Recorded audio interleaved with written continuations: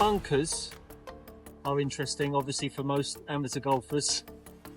Never enjoy being in them. Everybody talks about bounce. Now, I'm sure you're familiar with bounce. It's how low the back edge of the golf club sits below the front edge of the golf club. It's really important to understand that even if I have a square club face, so the club face is not open, the club face is square, the shaft is in line with the leading edge of the golf club, can you see that the bounce of the golf club is still there? So even without an open club face, I've still got a lot of bounce on the club. The reason why I say that is because so many people come straight into the bunker and open the face wide open. And as soon as you then start to get that face wide open and then you start taking a bunker shot, you can often see that sort of thing go on. So I've bounced into the sand and now I've bladed it. Now, this bunker hasn't got too much sand in it, so it's a bit more Australia-esque, where actually we would shave off the bounce, because the more bounce you have, the more the club bounces off the sand, obviously. So if you open the sand up, the bunker, the club face up wide, understand that you better have a decent amount of sand underneath the golf ball for that to work, or else you'll get that kind of strike. Because if I now do completely the opposite and I shut the face down, now you can see I've got no bounce in the golf club. I've lent the shaft forwards, closed the face down, and I now hit that golf ball early with no bounce. Now all of a sudden, the club dug into the sand and the ball came out. One bounced and thinned it out. The other one dug and got sand and ball out. So depending on how much sand you've got in the bunker will always often dictate how much you want to think about opening up the club face. So if you've got a lot of sand in the bunker, you're better off opening it a little bit more. If you've got less sand in the bunker, you need to have it a bit squarer. I think that's really, really important. If the sand is wet? If the sand is wet, square it up as well. Because if the sand is wet, it's compacted, and so it behaves like a bunker with no sand in it. No sand? It's like no sand? Yeah, absolutely. Okay. And if you're using a straight edge on a club face with the bunker shots, you need more steam, you need more speed, because the golf club is going to slow itself down, because it's going to grab more. When it's more open, the club will bounce, it will glide through the sand, so you get more energy. It's understanding how this club is going to interact with the sand that's crucial for good bunker play. Because the reality is, a bunker shot itself is pretty easy. We all hit drivers. This is the closest shot to a driver shot. Because when you think about a driver, we're always trying to hit up on the golf ball, aren't we? We're trying to create some sort of ascending blow. And the way we create that is by the club head unloading past the handle. This is how we hit up on a golf ball. And this is also how we hit a bunker shot. Because the more the club head swings past the handle, the more we can actually let the bounce work. Because if when I hit a bunker shot, I keep accelerating the handle, I'll expose the leading edge. So when we swing a short iron, and when we, or in this case, a bunker shot, and when we swing a driver, what we must understand is that we pull the golf club, and then the golf club must swing. Now, if it doesn't swing at the bottom with a bunker shot, what you end up with is a lot of pull and dig. And we end up with this kind of thing when you've got a decent amount of sand in the bunker. But you can see that didn't happen when I played it with no sand.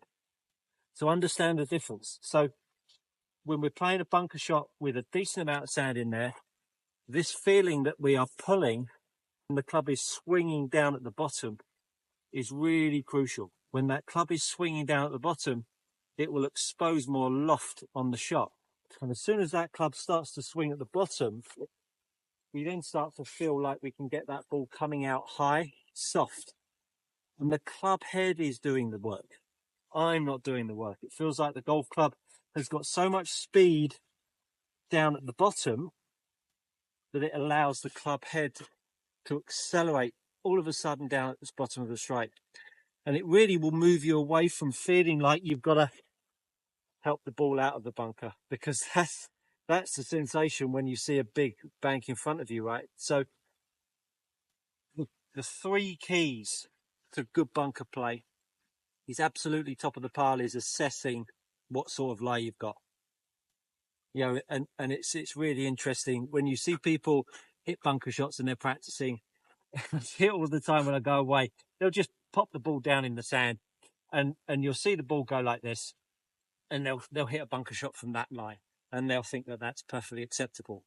But that's a really, really difficult bunker shot. Doesn't look too unassuming, but it's a really, really difficult bunker shot compared to one that's sat up on the sand like that. So you've got to be able to read the lie that you've got.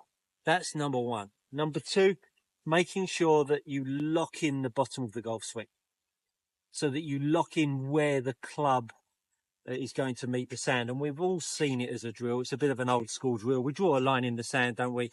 And we all think about trying to hit that line. And when you hit that line consistently, all of a sudden you know where that golf club is going to come into the sand. Now, I could hit that line with the club head swinging, and I could hit that line with the handle pulling. Two very different ways of hitting that line. So you better choose which one you want. I would absolutely go with the first one, and that's the golf club swinging. And when the golf club is swinging, now all of a sudden we're using a bit more of the bounce. But that's now locking in the base of the swing. And the way we lock in the base of the swing is making sure that the weight stays in the same spot. So you feel like 70, 80, often 90% of the way is going to feel on your left leg. So you feel like you can lock it in. And now all of a sudden, we've got an opportunity where all we need to do is start to use our levers to allow the golf club to swing and start to take the sand. Because that club head unloading is the opportunity for us to get the ball to pop out. And that's how easy it is to get a ball out of the sand, because all I'm doing here is locking my low point in, and I'm allowing this lever to swing. Because as the lever swings, the golf ball pops out. But what it doesn't allow me to do is to sit back when I swing and hit that shot, which we've all done. Because I thought about getting the ball out the bunker instead of allowing the lever to get the ball out of the bunker. The lever is getting the ball out of the bunker, not bit clean that one, not me sitting back. Wow. So you've got to assess your lie as to how much you're going to open the face or square the face, and that goes in the lie and how much sand. Then you've got to lock in the low point, and we do that through the weight on your feet at address and during the swing. And then how hard and how far the ball goes ultimately is going to be how well you do the first two. If you get the levers working correctly, you'll be able to start to sense how much speed you create down at the bottom. If you get the low point in the same spot with the first ingredient, you'll then start to get a good sense of the relationship between the speed of your swing and how far the golf ball goes. So the three keys will allow you to start to feel like you read the lie, you know how much you want to open and close the face, how you lock in the low point of the swing, and then from there, now you just need to do a little bit of practice on working out how hard you need to swing the club to get the ball to pop out close to your flag. But those three keys will allow you to select the right club with the right loft, generate the ball flight and the strike and the distance. Honestly, super easy shot. It really is. But of course, it's a bit daunting when we see something like this up in front of us, because we don't really see that in any other shot. Really, we're faced with, go to Australia, you get some really big banks. Any questions on any of those bits? Oh, Sumi, love it. Ball position. Ball position, yeah. And so the more that you put weight forwards, so Sumi asks, where should the ball position be? The more I shift weight forwards, the more I want the ball forwards, so that it gives me time to feel like I can get the golf club to unload.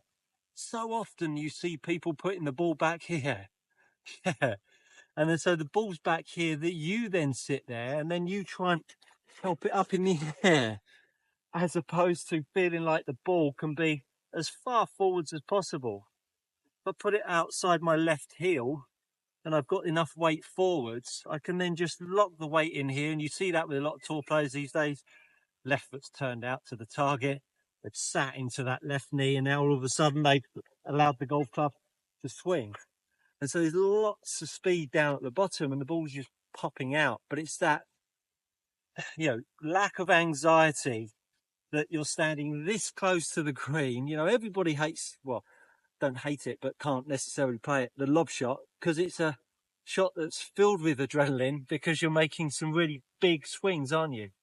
But really the ball position being as far forwards as you can allows you to lock yourself into your left side.